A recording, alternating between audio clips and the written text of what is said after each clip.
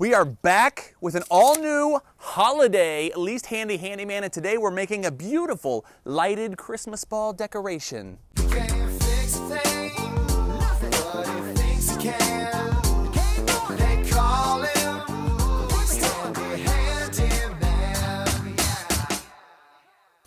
So I saw this a few years ago, and I thought, gorgeous decoration. Just different size lighted up Christmas balls on the lawn, or you can hang them from a tree, and today we're gonna build one. So what do you need? You need a tape measure.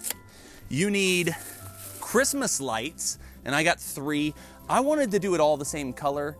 You could go white, you could go single color, you could do multicolor, but I think it'll look nice with one color. So we're gonna be doing that. You need those. You need some work gloves. You need some wire cutters, and you need some chicken wire. And that's all you need. And normally, you'd also need YouTube, but I don't know exactly what to do today. And then as you know, you also need normally an ice cold beer, but today we have a little holiday cocktail that you're gonna need. So let's go make that. For the holiday cocktail, you need apple cider, Fireball, and vanilla vodka. Yum. And as far as the ratios, I don't know. All I know is it's kind of strong because it has Fireball and vanilla vodka, so just drink responsibly. All right, and then you pour it over ice. Delicious. What I just did is gonna be more helpful than anything I teach you on how to make the decorative ball. Oh, that's real good. Back to the project. So the first thing you've got to do here is just figure out how to unroll this thing. Do you know how to unroll chicken wire? Let's put our gloves on. I've had these for years. Now, some people would mock me and say, you know, if you were a real man, you wouldn't need those gloves. And that's true. Safety is no accident. It's our motto here on Least Handy Handyman. See, look, that's under a thing there, though. I should just cut the wires. Let's try that. I've had these for a long time, too. Oh, no. I need wire cutters to open the wire cutters. Oh, no, I don't. Ooh, that went well. Some of these people that are watching right now with chickens are very disappointed in me so far. Don't worry. Courtney had the brilliant idea to use the wire cutters. Boom. These are some good wire cutters. Well, I sharpen them regularly. You know, you've got to maintain your tools. Any good handyman will tell you that. So after you've spent the first hour just opening the chicken wire, now it's time to measure the size you need. And we're gonna go 2 feet by 4 feet. 2 feet by 4 feet. Now it wants to do this on you, and that's super normal. So you just gotta sometimes step on it. We're not off to a great start. All right. So 4 feet, and all I'm gonna do is just snip it right where I need it to be. Just snipping it right where I need it to be. So, this is how the pros do it. All right, so we just want a nice 4 foot length, which is right there, and you wanna get it exact. This is a good way to stretch out your hamstrings, your inner thigh. This is when your thigh really starts to want to give out. But don't let it, because we're getting there. Don't be intimidated. I'm pretty good with a tape measure. You at home. All right, so again, 2 feet is going to be about right there. All right. So now we know exactly where we're cutting to. Wait, where was that? Well, we'll ballpark it.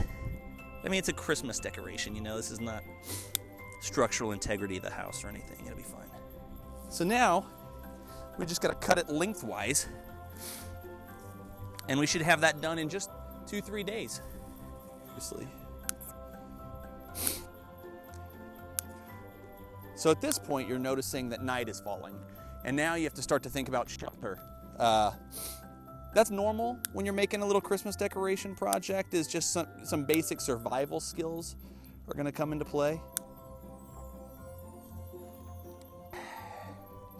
We'll just cut these last 20 wires right here. And boom. All right, now it gets really easy. All you have to do is twist the ends together and you'll start to form a cylinder.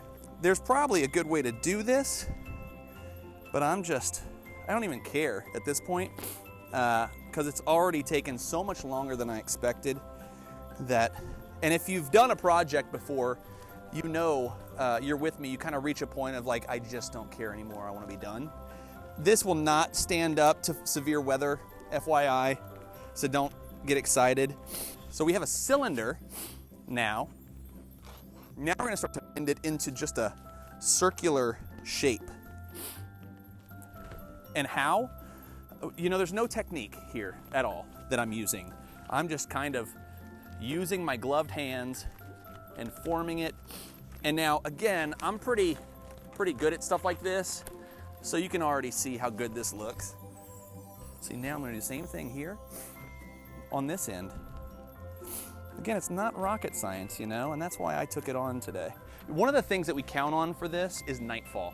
This is gonna look really bad under the daylight, but when the night sky comes and this is lit up, let me tell you, with something like this, you'll be the envy of your neighbors. Now that we have a perfect circle, it's time to start adding our lights. You know what? Let's have a celebratory sip. All right. So, this is gonna be red. Again, like, I think it would be really nice if you did different sizes, right? And different colors.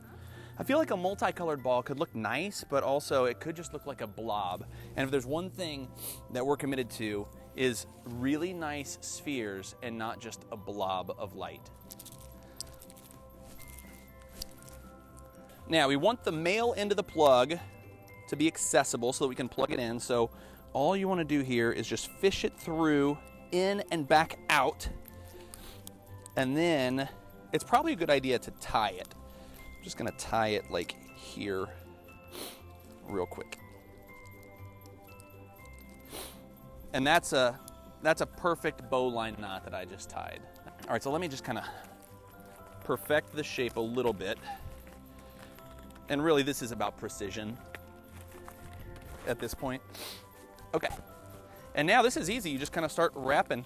You know, I've been really technically precise so far. On this part, you can kind of just let it go a little bit. You know, just get wrapping. All right, next set of lights. This part's kind of boring. We'll skip ahead, Courtney. Just plug it in to the last strand where you left off, and you're back to wrapping.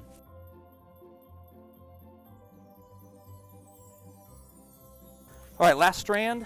But I think when it's lit up in the night sky, you know what it's gonna do? The kids say it's gonna hit different. Should you have tested all these lights before you wrapped it? Nope, and that's a big mistake people make.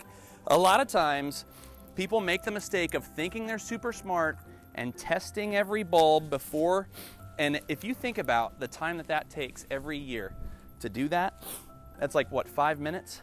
If 5 minutes a year for 20 years, you've wasted a lot of minutes. I can already tell my neighbors are gonna be so jealous of this. All right, boom. So now this is finished. The beauty of it is you can still kind of shape it. Even after it's done, you just really kind of, I mean, it takes a little more oomph. But if you're unhappy, like this, we got a little tiny bump. I don't know if the camera is even picking that up. It's not quite perfect right here. We can adjust it, you know? And boom, now it is perfect. See how I did that? All right, so what do we do now? Plug it in, right? Let's plug it in. Ow! Son of a. That one got me. Where's the plug? Oh, there it is. So, some people would say, put a little slack on that, Terry. Not me, not me. So what you want to have here is an extension cord. And then are you ready? Look at my finger. Oh, yeah. That's the dangers, guys. A lot of people think I'm playing around on Least Handy Handyman and that it's not serious projects, like, oh, you're just being silly. Look, that's serious. This is serious. You kids, you wear your gloves, or this could happen to you. 3, 2, 1. Look at this. Look at that! Oh my goodness. Look how beautiful it is. I mean, I think we call this a huge success. Yep. And you can make big ones, little ones, multicolored. You do you, but enjoy. All right, I probably really should get this looked at. We'll see you next time on Least Handy Handyman.